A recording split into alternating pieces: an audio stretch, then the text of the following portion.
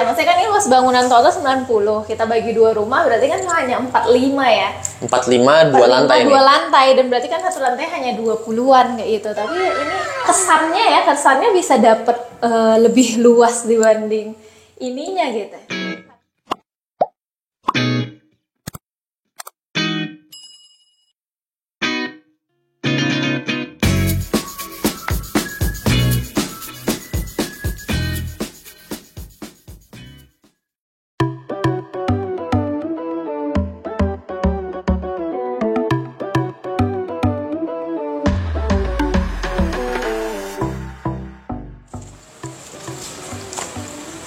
Oke.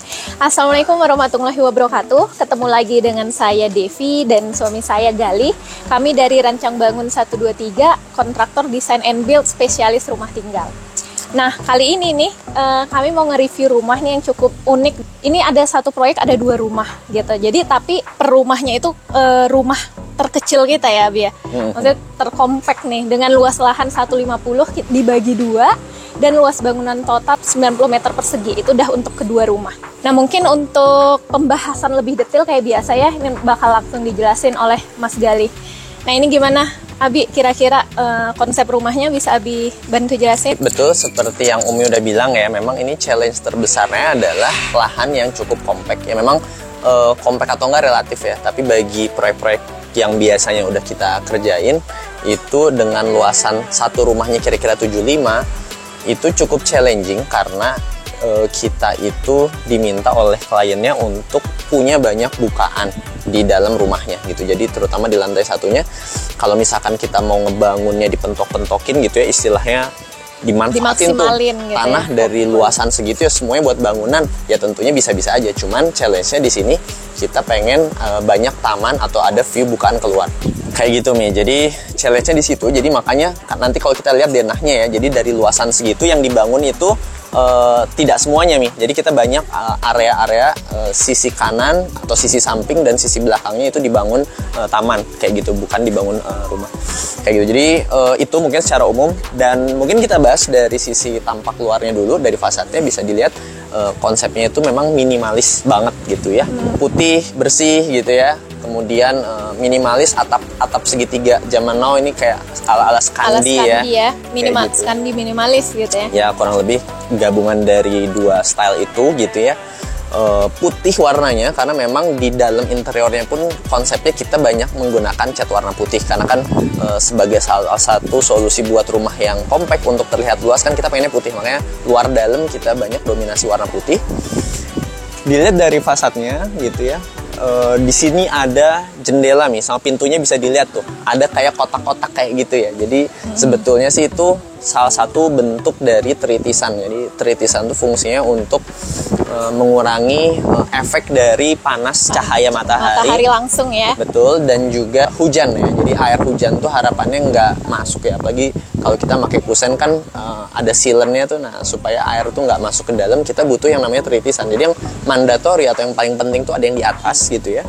Kemudian yang di samping kanan kiri ya. Nah, sebenarnya kalau bawahnya bisa dibilang itu kayak gimmicknya ya. Ya, yang bawahnya sebenarnya ornamen aja, biar lumayan nggak biasa gitu, kita bikin melingkar ini si jendelanya itu.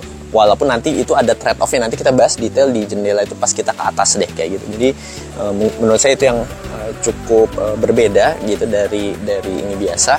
Mungkin biar teman-teman pada lebih kebayang juga, misalnya kita kalau di hari panas tuh orang suka pakai topi ya, topian gitu. Jadi itu memang supaya kan nggak langsung kena muka ya, orang ngelindungi wajahnya. Jadi dia pakai topi gitu. Analoginya bagus nih. Di rumah juga kayak gitu. Kenapa kita butuh banyak topi, banyak tritisan gitu ya. Betul. Topian itu sebenarnya ada fungsinya juga untuk mengurangi tadi ya panas gitu, dan itu juga memperpanjang umur cat. Jadi buat teman-teman kalau yang lihat desain ini nggak ada tuh, biasanya rumah zaman dulu kan ada atapnya gitu ya, apalagi di iklim tropis tuh ada tritisannya. Itu sebenarnya berfungsi banget untuk memperpanjang usia cat gitu. Jadi kalau misalkan kita ngelihat di Instagram atau banyak zaman sekarang rumah-rumah kayak gini, itu nggak bisa sepenuhnya kita copy paste begitu aja. Kita harus sadar konsekuensi yang diambil akibat adanya itu gitu. Berarti kan ada fungsi yang hilang ya kalau kita nggak pakai. Betul, ada fungsi yang hilang. gitu. Walaupun dengan teknologi zaman sekarang kan banyak cat yang bisa lebih cepat istilahnya lebih anti air lebih gitu, anti air kayak gitu. Walaupun dari segi biaya akan lebih besar untuk biaya pengecatannya gitu. Jadi kalau mau desainnya seperti ini, rekomendasinya harus pakai cat yang memang lebih stain, noda tuh nggak lebih cepat nempel kayak gitu. Karena nanti yang nggak ada tritisannya, topiannya itu nanti akan lebih cepat sebenarnya kayak gitu. Yaitu tips aja sih gitu. Jadi nggak bisa asal copy paste gitu. Terus apalagi nih yang kita bahas soal fasad mungkin mungkin ke daerah sini ya. Jadi bisa dilihat ini rumahnya cukup kembar dan carportnya ada 2 entrance gitu untuk masing-masing rumah. Nah, salah satu challenge-nya juga adalah terkait lebar jalan ya. Jadi karena lebar jalannya cukup kecil ya, ini bisa dibilang satu mobil aja. Jadi untuk manuver masuknya bisa dibilang nggak mudah. Agak gitu. Tricky lah ya. Agak tricky gitu. Kalau yang biasa udah nyetir mobil ya mungkin bisa, tapi kalau yang baru belajar itu agak susah kayak gitu. Jadi ini lebarnya memang kemarin juga ini pas didesain agak lebih kecil, cuman pas dieksekusi ngebangun, wah ini kayaknya butuh lebih besar, akhirnya kita perlebar lagi kayak gitu. Yang alhamdulillah ini udah ada contohnya juga, mobil dimasukin nih biar kelihatan gitu. Mobil gampang kok masuk, sekali manuver juga bisa kayak gitu. Kemudian yang mau dibahas juga soal pagar. Nah ini nih. Ini kan pagernya pintu lipat ya. Jadi sebagian ini dilipat nih, itu bisa kelihatan ya. Dilipat dan ini ada pintu swingnya satu ya dari pagar ini. Nah pintu swing ini sebenarnya bukan buat orang aja, tapi buat motor juga gitu. Jadi pastiin kalau teman-teman bikin pagar yang ada satu pintu swingnya itu cukup buat motor juga, karena kan pengennya kalau kita masukin motor tuh nggak perlu ngebuka sih semua pagar pintu lipatnya, enaknya kan satu pintu aja. Karena kebetulan kita juga dulu pernah ada miss gitu, jadi si pintunya tuh agak terlalu kecil, akhirnya harus kita perbesar gitu nih supaya orang dan motor bisa masuk gitu. Size-nya berapa? Biasanya sekitar 80 atau 90 cm gitu ya, tergantung motornya, tapi umumnya motor 80 cm udah masuk sih. Kayak gitu, kayak Honda Beat 70-an gitu. Jadi 80 udah cukup bersihnya ya. Maksudnya di luar sih kusen-kusennya kayak gitu. Terus apa lagi ya? Masih di depan mungkin ini nih. Lihat sini nih. Jadi ada setback. Di kedua rumah itu ada dinding, pagar atau benteng yang dimundurin. Ini jadi sebenarnya sengaja untuk vegetasi aja sih, untuk variasi dan untuk vegetasi supaya rumahnya terkesan lebih hijau. Jadi walaupun ini belum ditanam ya, nanti mungkin bisa pakai gambarnya aja, menyusul. Ini belum ditanam gitu. Di ujung sini ada. Sama ujung satu lagi. Di ujung sana ya? ada. Oke, kita lihat ke sana. Nah ini yang ujung sini lebih menarik nih. Kenapa menarik? Ya maksudnya dia kan memang karena dia di hook ya, di pinggir jalan juga. Ini kayak dipapas gitu ya, Bi. Ini fungsinya apa sih ini kayak diginiin? Jadi ini fungsinya sama buat adanya vegetasi tambahan. Kemudian juga ini karena posisinya di pojokan ya. Jadi kalau teman-teman punya rumah di pojokan, sebenarnya ya? Secara kita harus cukup bijak untuk tidak membangun ini full ya. Karena walaupun ini misalkan tanahnya punya kita memang gitu. Cuman ini mempersulit orang yang ketika ada di sini ada kendaraan, terus di sisi sana ada kendaraan juga. Kalau ini di fullin itu bisa jadi nggak kelihatan tuh. Jadi bisa ngerem mendadak di sini gitu. Ya kan, sering kejadian kayak jadi, gitu ya. Ini buat apa ya? Kepedulian terhadap lingkungan juga gitu, dan dengan tetangga juga ya. Jadi kalau misalnya biasanya kalau rumah di pojok dibangun full itu agak kejam sih menurut saya. Maksudnya orang jadi lewat tuh jadi bahaya. Jadi gitu. bahaya. Jadi betul. kalau ada kecelakaan tuh yang punya rumah harusnya bisa dituntut itu ya, karena dia bikin rumah yang bikin orang tuh jadi sulit untuk saling melihat gitu ya. Iya betul nih kayak gitu. Jadi selain fungsinya vegetasi juga untuk orang bisa ngelihat. Jadi solusinya bisa jadi nggak harus dimundurin sebenarnya, nggak apa-apa di fullin, tapi pakai pagar yang transparan kayak gitu yang ada bisa ngelihat lah intinya kayak gitu. Iya kan banyak yang pagar yang ini cuma railing misalnya kan. Iya. Dan ini kebetulan nggak gitu. Dan ini juga nggak terlalu besar juga karena memang ini jalannya kecil, jadi asumsinya nggak terlalu ngebut juga dan ada polisi tidur juga, jadi harusnya nggak terlalu ngebut lah orang. Kan bukan jalan besar yang orang. Betul. Makanya setbacknya nggak seberapa besar juga. Lagi di sini ada tiang listrik juga kebetulan. tiang listrik atau tiang telkom nggak tahu ya. Tiang telkom sih kayaknya. Jadi akhirnya nggak mending dimundurin ke belakang kayak gitu. Oke, lanjut kita masuk ke dalam. Ya, ini ada tempat sampah standar kita biasa. Tempat sampah bisa diakses, ada 2 pintu ya, pintu di dalam sama pintu di luar. Kayak gitu, kita masuk ke carport sekarang. Oke, sekarang ini kita udah di carportnya dan ini kelihatan ya cukup satu mobil dan mungkin ini bisa berapa motor nih, Abi? Berapa motor? Ini sekitar 2 atau 3 lah ya. kalau di parkirnya miring gitu, orang masih bisa lewat dari sampingnya gitu. Jadi orang nggak kehalangan. Akses orang masih nyaman ya, nggak perlu Betul. kayak harus miring-miring gitu Miring-miring, lewat ya.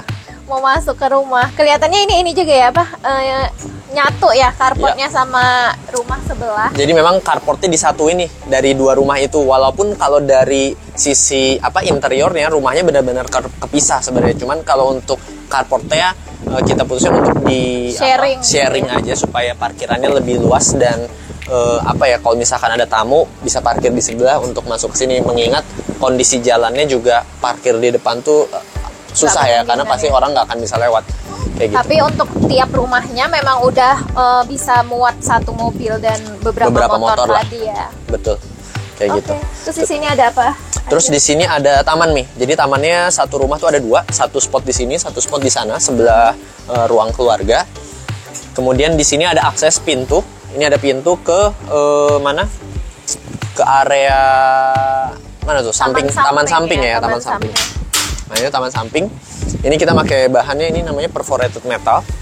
Dimana perforated metal ini kita pakai dengan pertimbangan supaya tetap masih terbuka, udara masih bisa lewat gitu dan tidak terlalu masif, nggak ketutup banget gitu ya.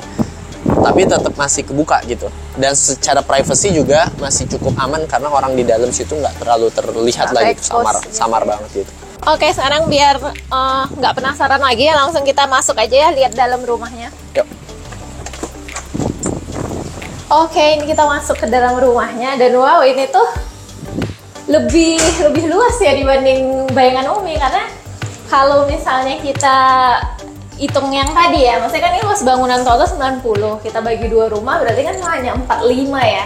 45 dua lantai nih. Dua lantai dan berarti kan luasnya hanya 20-an kayak gitu. Tapi ini kesannya bisa dapet lebih luas dibanding ininya gitu. Karena gimana nih? Maksudnya kan mungkin karena yang tadi ya ada banyak bukaan dan putih, pemakaian warna putih gitu ya. Itu gimana? Abi bisa jelasin? Jadi alhamdulillah nih kalau kerasanya kayak gitu. Jadi memang ini luas satu lantai cuma 20-an meter persegi. Jadi itu cukup kompak sebetulnya. Dan alhamdulillahnya sih kita bisa memberikan cukup pencahayaan dari berbagai sisi ini. Benar. Jadi kayak efek karena banjir cahaya juga gitu ya. Jadi kesannya mungkin itu yang bikin efek psikologisnya kita kayak nggak terkungkung gitu, nggak terkungkung di penjara yang sempit gitu ya. Tapi tetap kayak luas gitu ya. Lebih luas. Itu. Betul. Jadi bisa dilihat nanti di denahnya itu ya. Jadi di sisi sana itu ada bukaan. Kemudian di sisi kiri saya ini juga ada bukaan. Di sisi belakang juga itu sebagai salah satu spot juga, di sini juga ada bukaan. Jadi memang dari berbagai sisi dengan perpaduan warna cat putih juga sehingga ruangannya juga sangat-sangat terlihat fresh kayak gitu ya. Nah, untuk layout sendiri sebenarnya ini memang sangat-sangat compact gitu ya. Nanti kalau teman-teman kita share nih denahnya gitu ya. Jadi di sini tuh ada absen seperti biasa ya. Jadi di lantai satu ini ada kelengkapannya, ada ruang keluarga, living room. Ya. Betul, di mana nanti mungkin ada sofa, kemudian ada ruang TV, ada TV gitu ya. Kemudian ini ada dapur gitu ya. Dapurnya juga cukup simple aja. Garis huruf I gitu ya. Nanti kulkas rencananya di sini. Gitu nih. Terus di sini ada tangga ke lantai 2 dengan kamar mandi di bawah tangga gitu. Jadi salah satu siasat untuk menghemat space juga gitu. Jadi kamar mandinya kita taruh di bawah tangga. Kalau kamar mandi di bawah tangga misalkan kayak gini, teman-teman perlu perhatiin terkait elevasi dari kepala ya. Jangan sampai terlalu pendek sehingga nggak nyaman gitu ya. Kemudian juga soal ini bisa dilihat trap ya, ada trap ya, trap tangganya. Jadi hampir nggak mungkin sih, biasanya umumnya kalau ada kamar mandi di bawah tangga biasanya pasti ada tangga turun ke bawahnya nih. Kayak gitu. Jadi pastiin aja ada space di trap tangga terakhir untuk keset teman-teman gitu. Jadi iya, jangan lupa ya. Bener, nanti karena kalau misalkan kesetnya di atas nanti licin kesetnya di atas kan nggak enak gitu. Udah kan terlanjur kepleset, bener. Jadi kesetnya pastiin ada space di bawah tepat di depan pintunya. Mungkin itu tips kecil aja untuk strategi kamar mandi di bawah. Dan mungkin Umi kebayangnya dengan kalau rumah minimalis itu nanti profil orang yang tinggal di sini itu perlu nerapin hidup minimalis juga ya. Betul. Kadang kan kebayang kalau misalnya ini rumahnya sebenarnya nyaman nih kalau misalnya ditempati dengan barang-barang yang minimalis, yang compact, yang seadanya. Tapi kalau ini diisi penuh dengan barang yang sebenarnya nggak kita gunakan gitu, nggak kita butuhkan gitu, hanya ditumpukan, mungkin akan jadi sesak juga ya. Betul, gitu. betul. Jadi minimalis juga sebuah gaya hidup ya. Jadi zaman sekarang kan kita gampang untuk ngebeli ya, apalagi dengan adanya marketplace online. Tokped. Kita untuk beli itu mudah sekali gitu. Tapi namanya ruangan kan segini-gini aja ya. Harusnya sama tuh input sama outputnya gitu. Barang yang kita beli sama barang yang kita buang atau kita berikan ke orang lain harusnya sama gitu. Tapi kalau misalnya kita beli terus tapi barang nggak kemana-mana kan rumahnya jadi berantakan. Makin lama makin penuh. Betul. Ya, jadi mungkin kalau sekarang misalnya nih kita punya rumah yang dengan konsep minimalis, mungkin kita jadi gaya belanjanya itu sebelum beli barang kita harus pikirkan dulu di mana letakinnya, gitu ya. Di mana letakinnya. Jadi udah ada tempatnya dulu, baru mungkin kita bisa beli gitu. Nggak bisa sembarangan beli nanti malah jadi chaos gitu kan. Betul. Karena space jadi meter banget. Lagi ya memang space-nya terbatas banget juga gitu ya. Oke. Kita lihat dapur. Apa? Ya boleh, kitchen set. Nah, ini dapur. Jadi focal point di dalam lantai satu ini apa? Ya, itu dapurnya gitu ya, dengan ada kitchen set, kemudian ada keramik backsplash-nya yang seperti ini. Ini adalah focal point di ruangan ini. Kayak gitu. Ini granit ya ini ya? Ini tabletopnya pakai granit biasa, ujungnya di chamfer gitu ya, di bevel gitu ya supaya nggak tajam. Ini tempatnya microwave. Biasa sih standar kayak kita biasanya gitu, ada tempat tabung gas di bawah. Nah ini mungkin yang agak nggak biasa adalah adanya meja bar di eksterior gitu ya, ala-ala cafe. Ini kebetulan karena pemilik rumahnya juga suka pengen gitu punya space yang nge-laptop kayak di kafe-kafe gitu ya. Tapi suasana kafe itu ada di rumah gitu. Jadi pengennya udah kita bikinin meja bar. Jadi bisa dilihat di samping juga, ini kan ada pintu keluar ya. Jadi karena ruang keluarganya cukup compact, ketika nerima tamu tuh kita bisa extend sampai ke eksterior juga gitu. Jadi sebagian ada interior eksterior gitu ya, dibuka-buka. Betul, tinggal dibuka-buka dan nggak terkesan terpisah juga. Benar. Jadi kan biasanya kalau ruangan ada itu ada di luar, di dalam kayak memisahkan diri. Betul, gitu. Karena kayak misalnya kalau di sini kan masih satu ruangan gitu, ngobrol-ngobrol pintunya masih juga kan kalau dibuka kan juga Betul. masih ini ya, nyambung gitu. Betul. Sekalian aja kita lihat ya. Boleh. Jadi ya ini pintu keluar. Nah, ini ada mini bar di sini. Spot yang cukup unik ya. Ini ada Ya ini simulasi meja barnya kayak gini gitu ya. Jadi nanti kalau misalkan sambil nge-laptop atau apa gitu kan, baca buku terus pengen nyemil gitu. Mesen dong pisang goreng atau jus goreng. apa gitu ya. Itu ya lumayan oke sih. Maksudnya dengan bisa ngasih experience yang nggak biasa gitu ya di Betul. Yang perlu dipertimbangin paling kalau teman-teman mau bikin yang serupa kayak gini juga adalah hujan dan panas sebetulnya. Jadi ini enak kalau misalkan cuacanya lagi enak gitu ya. Tapi kalau misalkan hujan kita harus bubar. Solusinya sesimpel kita bisa bikin kanopi. Ini kebetulan kan karena kita juga budgetnya juga kan pasti terbatas ya. Jadi yang kayak gini-gini biasanya kita susulin ke belakang gitu. Tapi rekomendasi sih kalau kayak gini enaknya pakai kanopi. Jadi terlepas cuacanya kayak gimana pun tetap si bisa, meja bar gitu. ini tetap bisa kepake. Oke, kita langsung muterin aja ya. Muterin area aja. belakang. Nah, ini area servis. Ini area servis nih. Jadi servis itu apa? Ya biasa lah, cuci, jemur, setrika. Cukup compact. Ini juga ada filter air. Udah ada kanopi juga ya. Udah ada kanopi mandatory lah ya. Nggak mungkin kita habis ngejemur begitu hujan kita angkut kan kayak gitu. Repot banget ya. Betul. Jadi ini rumahnya walaupun misalnya dengan luas segini, tapi dia tetap punya fungsi ruang yang lengkap ya sebenarnya. Maksudnya nggak area servis tetap ada, kayak gitu-gitu. Kamar mandi tetap masih standar gitu kan ya. Betul, nggak boleh. Yang fungsional tetap nggak bisa kita hilangkan sih kayak gitu. Mungkin mau ngebahas sedikit soal ini ya. Jadi kalau teman-teman perhatiin ini, apalagi yang sering perhatiin soal bangunan ya, ini kok kayak gini sih gitu. Ini sebenarnya suatu hal yang mungkin bisa jadi pelajaran ya gitu. Nggak semuanya yang bagus-bagus kita share gitu ya, tapi hal-hal yang menurut kita kurang juga perlu kita share juga. Jadi ini sebenarnya dinding kamprot di dinding existing, di benteng existing. Jadi kan karena renovasi total, tadi udah dibahas di awal ya. Ini renovasi total di mana yang dipertahanin itu cuma satu, apa? Benteng. Itu benteng existing, dan ternyata sepertinya sih kondisi dindingnya itu tidak sebagus yang kita asumsikan gitu. Jadi udah keropos, ya mungkin bangunan lama juga gitu ya. Sehingga ketika dikamprot efeknya nggak rata gitu, kayak agak keropos-keropos gitu. Jadi apa ya, mungkin kedepannya sih kalau misalkan mau mempertahankan dinding lama itu harus diperhatikan baik-baik gitu ya, karena memang dinding tuh lumayan mahal sih. Jadi kalau misalnya solusinya tinggal diganti aja gitu, misalnya solusinya ya gampang dong, ganti aja bentengnya ya, tapi biayanya kan ya nggak gampang juga gitu, karena kan komponen yang terbesar di rumah selain struktur adalah dinding gitu. Kita ngebin ini kaliin aja luasan berapa nih benteng, karena kan ini di hook juga ya, bentengnya lumayan besar gitu ya. Nah, dengan pertimbangan itu ya udah akhirnya kita pertahanin aja, tapi kita lakukan sebisanya untuk meminimalisir itu gitu ya. Jadi mungkin warnanya agak kurang apa ya, rata kayak gitu. Ya mungkin bisa ditambah cat eksterior juga mungkin ya di masa depan gitu ya. Cat eksterior aja nggak cukup untuk bisa menghilangkan itu sih, karena ini masalahnya memang ada di batanya, di batanya tuh udah lembab gitu ya. Batanya entah lembab entah apa, dia memang usianya udah keropos gitu. Jadi memang cat susah sih. Tapi ini untungnya di eksterior sehingga nggak terlalu mengganggu untuk kenyamanan di dalam. Dan mungkin ketika udah ada budget tambahan, misalkan bentengnya mau di upgrade kayak gitu, bisa banget kayak gitu. Toh nggak mengganggu kehidupan yang ada di rumah ini sebenarnya, karena dia ada di luar kayak gitu. Oke. Lanjut kita masuk ke lihat lagi lantai 2 mungkin ya. Ya. Ke itu dulu, ke kamar mandi dulu kayaknya. Oke. Masuk. Nah, ini kita bahas kamar mandi dulu nih dikit nih. Tadi kita belum masuk ke bawah ya. Jadi ini kamar mandi, ini ada tangga, bawahnya ada gudang mini ya. Jadi kalau tadi yang minimalis ya minimalisir banyak barang gitu. Tapi kalaupun tetap ada barang ya, kita masih punya gudang walaupun kecil kayak gitu.